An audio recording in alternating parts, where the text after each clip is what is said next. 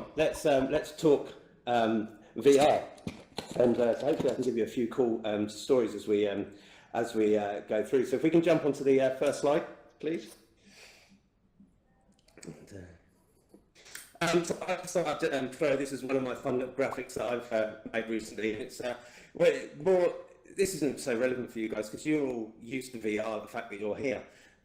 This is like one of the things that I use as my way of explaining to people who have not used VR before what it's like, and I say it's very much, considering it's like being on your holiday.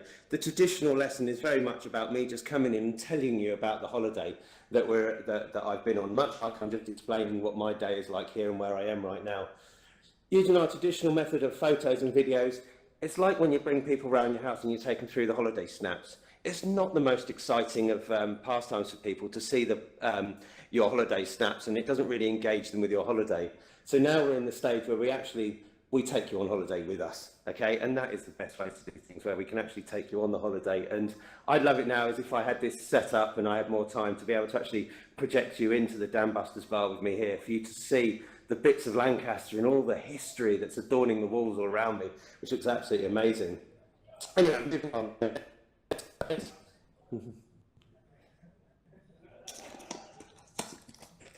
And so, as I say, a brief history about me. I joined the RAF. That's where I spent the first kind of 12 years of my life travelling around. And just to give you an idea of what I was like, I was always very much into technology and exploring the new operations and ways we could use technology. And I was doing what were considered to be crazy things when we were in the aircraft. For example, when the smartphones came of age, I would take a smartphone on an aircraft and I would photograph the work that we were doing on there. Once I photographed that work on the aircraft, we were able to walk away and I would be able to show that what was happening in the room afterwards. And people were getting blown away just by the idea that we can actually take these pictures and move them afterwards. I then went into teaching, and in the college we started experimenting more and more about how we can use different types of technology, and VR certainly came out to be the big one. VR was really exciting because we found that there was just new ways of using it, and that's kind of the theme of the talk that I'm giving today. Is a lot of time people are asking for the killer app. What I'm trying to say more nowadays is we don't need the killer app so much. What we really want is the killer use case, using what we've got already. The fact that we're all in AltSpace right now, this is a brilliant platform. It's so versatile, and we can be using it in lots of different ways, and this can be brought into the classroom in ways that we hadn't necessarily thought of. We don't necessarily need to wait for that perfect app to come along. So I moved on to IVRE, as I say, where I had the opportunity to go around and meet an awful lot of companies and people and speak to them and learn what was actually holding them back. What were the reasons why people weren't adopting VR so quickly as everyone expected, and what those cases were. So anyway, now moving on from there, we've just set up two companies. One is a British military leadership company, because leadership is one thing that we know is needed an awful lot. But then Join VR as well is the one that's the all-encompassing project that's going to be able to hopefully help as many people as we can learn what you can actually do with VR and get a lot of effect with it. Okay, next slide.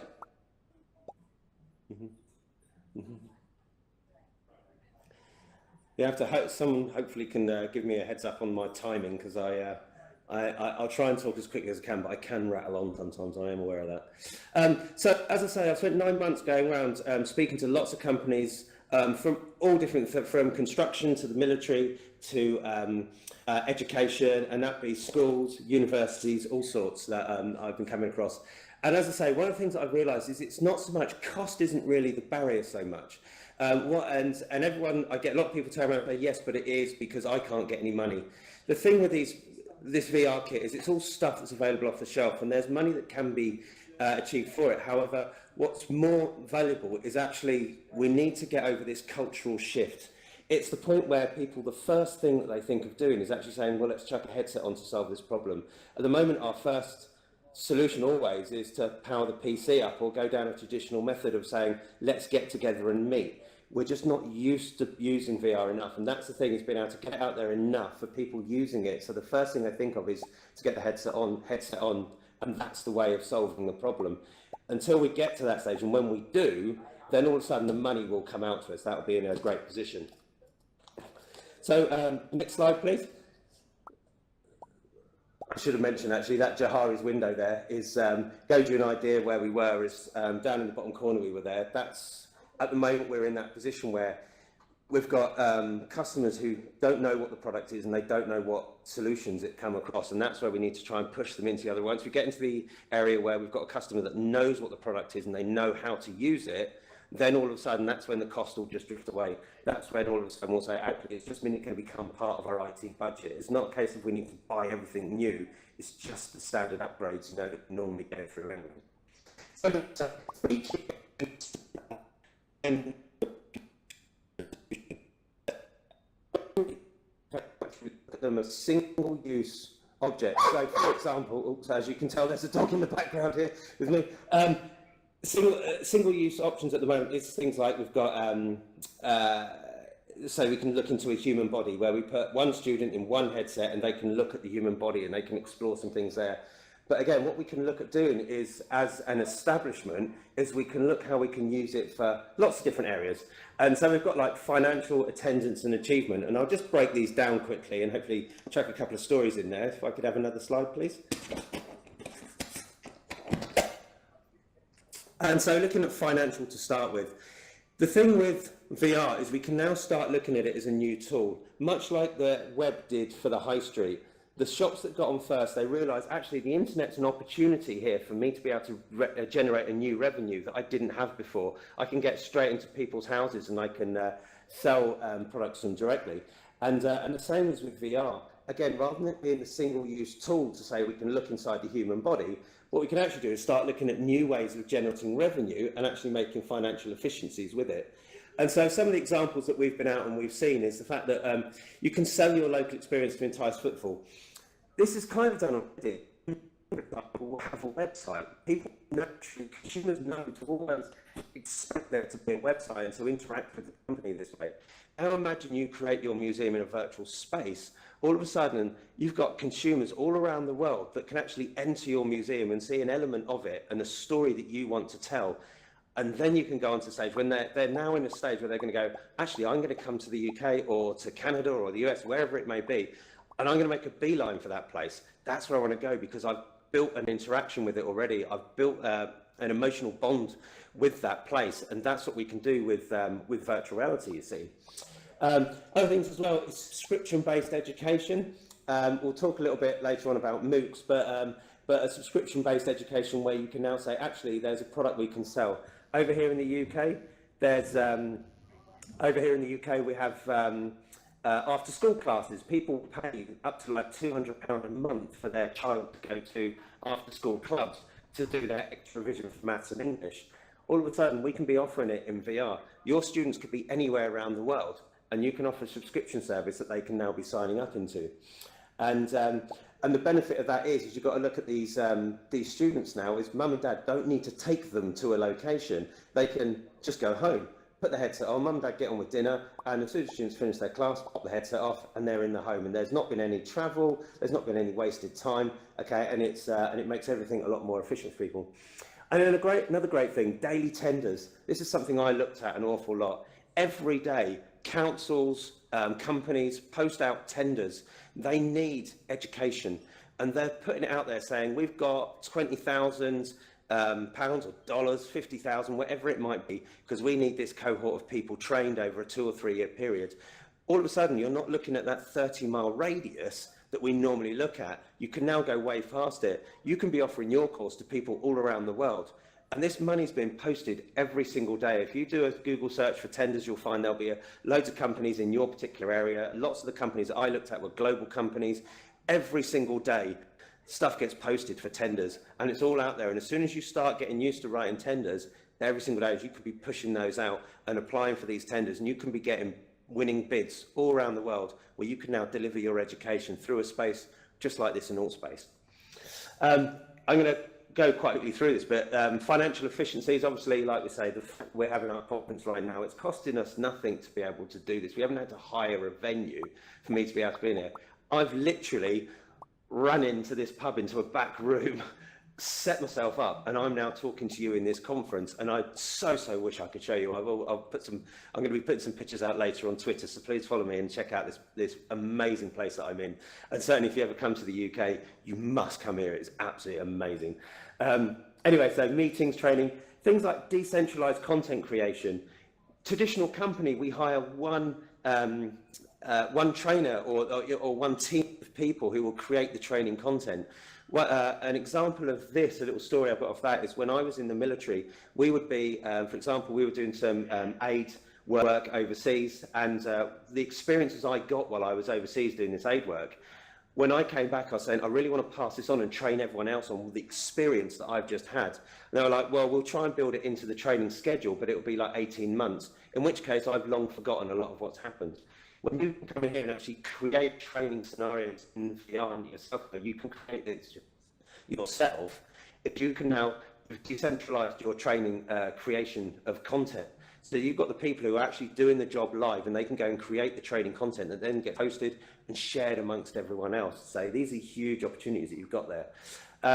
And effective site time, you know, the fact that you can pre-plan where you're going, and so you're not doing a lot of introductory stuff when you arrive on space. You can literally have done a lot of that beforehand, so when you actually turn up on site for something, you can get straight into the job that you want to do. Okay, next slide, please. I mean, go as fast as I can, because I'm totally not aware of the time. Oh, I think did we jump on there? No, that's right, attendance, sorry. So attendance. One of the things that we studied when I was at the college, and we were doing a study on whether there was a route for disruption for technology, one of the things we looked at is massive open online courses. We were looking, it was saying 67% of people who signed up for a course actually didn't complete it. And we're saying that's really not good. So only about 33% of people were actually completing the courses that they were signing up for. And we're saying, would VR change that? What can you do with VR that's going to be different to the typical MOOC? And one of the things that we learned about was the fact that we can, when you're in a virtual space, is the fact that we're working on our avatars, we're improving the avatars all the time coming out, is when you get this, this sense of presence, as you'll probably know from Jeremy Bailenson work, all of a sudden you feel like you're in the room with people. The fact that I can come up here and walk around amongst you now is gives me that sense of presence that I'm in the room with you. And that's one of the most important things. When you get that sense of presence, exactly the same as what we get in a classroom, why people turn up to their courses at a physical location, because they build that relationship with people. And that's one of the great things that we think VR is going to be able to do. And I mentioned here about education, rise of the YouTubers. And I know I see some of the stuff my children put out on YouTube and what they're watching on YouTube, and there's absolutely no educational content going on in it. And it's quite disappointing sometimes. I'm thinking, well, actually, this is the thing that you can apply education to anything. A lot of this stuff that I see them watching, I'm just thinking, actually, there'd be a really good bit of education in there if they just looked at how they could do it properly. And that's what I think will be one of the opportunities with VR is we'll be able to create this excess, this great content that will actually drive attendance, that will drive people to want to come in and be in this space. Okay, next slide. An achievement, okay, so I'll just very briefly say that you'd have all seen these graphs coming out. Alvin Graham's been doing some wonderful stuff, sharing the results that they've been seeing coming out from around the world. Absolutely brilliant statistics. The thing is, and one thing I'm always very conscious of, is I try to be as honest and fair with the data that I see as possible. And I always look at it, not trying to shout to, you know, I do always shout very loudly about VR and how brilliant it is, but also being conscious, you know, there is another side to it, and we have to wait for true data to come out. You know, year on year, the impact it's going to have, hopefully we'll start seeing more of very soon. Okay, if we, next slide.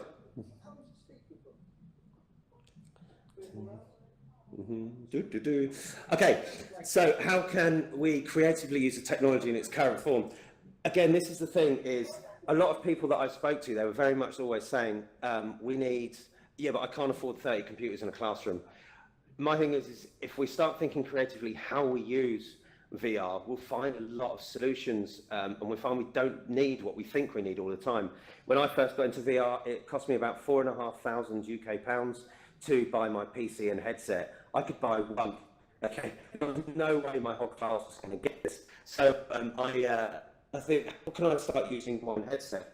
And to give you, also as a administrator, that it's not the killer app, it's a key use case. It's not the feature, it's finding the solution with what we got. And so one example of how we might do it is, if you're doing a biology lesson, for example, it's very good that we can put them in the VR experience of pulling a human body apart and looking at all the different bits. What we want to start doing is students in a headset, talking it, get them to the teacher, delivering it, take away and use. And it's using one headset. You can get the students in one at a time to jump in there and be using the using that content that you've got there, and as I say, and then store that as your assessment piece. And then next year, when you get other students that might be late starters or might have missed the lesson, you can now get them into them to actually watch what's already been recorded by those previous students. And they're the ones that then, you know, you've got them teaching the other students. And of course, we know, looking at Edgar Dale's, that's the top level of learning now, when we've got people at the taking their they're not only immersed in the situation, but they're also teaching it. Okay, so we're going to get the best memory retention. And finally, to mention it as well, a good thing to look at doing is, don't think you've got to come up with a solution. Put it in the hands of the students. You will find they come up with the most creative ideas. Absolutely brilliant. Just say, look, it's your assessment, you need to come up with a solution. But you come and, if I just give you VR, I want you to come back, you show me how you want to deliver this as your assessment piece. And they will come up and they will teach you new ways. And again, them teaching you is what's going to really help to grow it. And finally, sharing. This is one of my huge bugbears I always had. All the universities I went to always had VR equipment. A lot of the colleges always had VR equipment in that IT or media department, and no one else knew about it.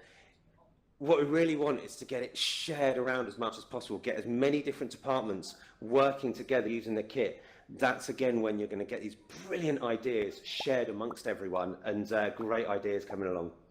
Okay, next slide, please. Where are we at?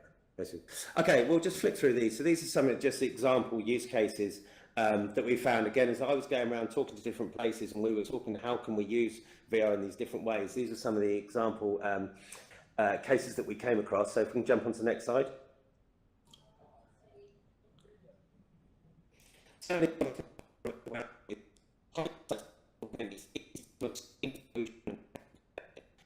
Coming up with solutions, that's where we are at the moment. 5 years from now, everyone, the ideas that you come up with, everyone will be using them, and they'll be just going, well, it's obvious, isn't it? But at the moment, it's not obvious because we're the ones paving this way and working it out.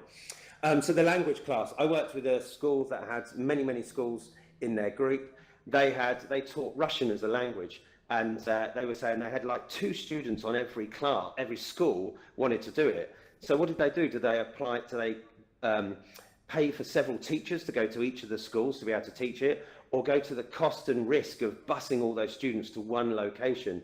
Now they were saying, actually, it's cheaper for us to buy a couple of headsets, put them in each school, get one teacher and say at 5 o'clock on a Thursday, there's your Russian class, everyone pops in a headset, they're meeting somewhere like this, and they're getting taught their Russian lesson without all that extra cost. And they were saying, actually, without worked it out in the first year, that will save us a year's worth of money in that first year. Okay, next slide, please. I forget which was the next one. The field worker. So training. This was certainly relevant for me when I was in the Air Force, and we've just been talking about a project that's just happens at the moment over in Mozambique, and we're talking about training on particular vehicles that we send out around the world. And so one of the things that we want to do all the time is to constantly upskill people on new equipment, things that are changing. Traditionally, we were always shipping people to locations around the world. We're saying what we want to be able to do now is say, actually, it doesn't matter where they are, having to ship them to a space or location. We can actually just meet them in VR. They can get their updated training because it can be recorded training.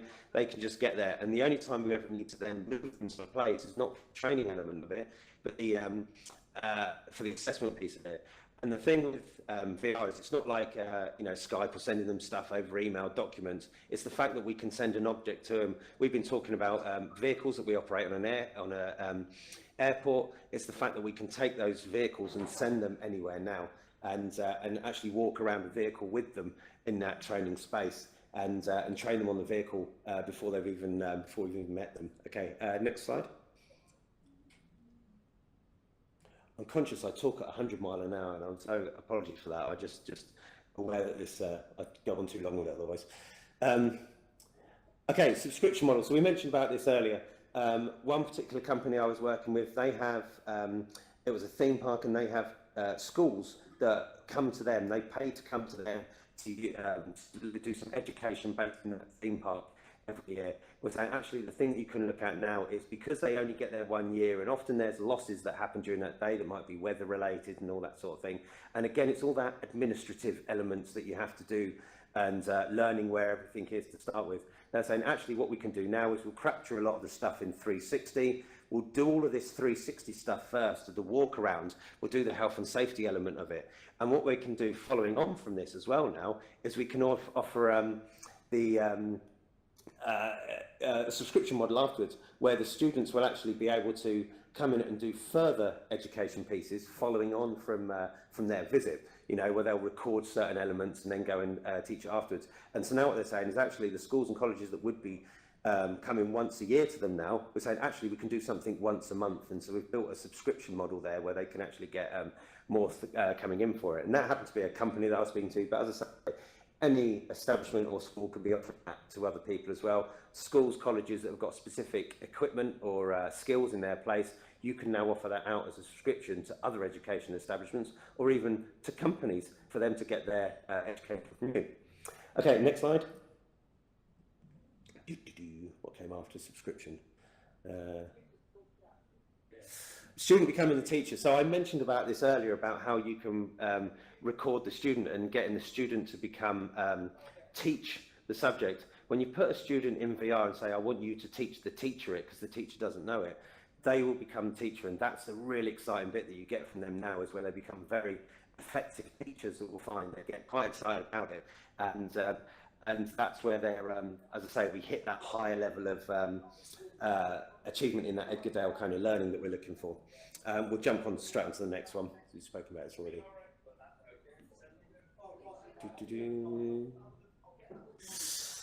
So what will a future VR school, we're just about through, so what will a future VR school look like?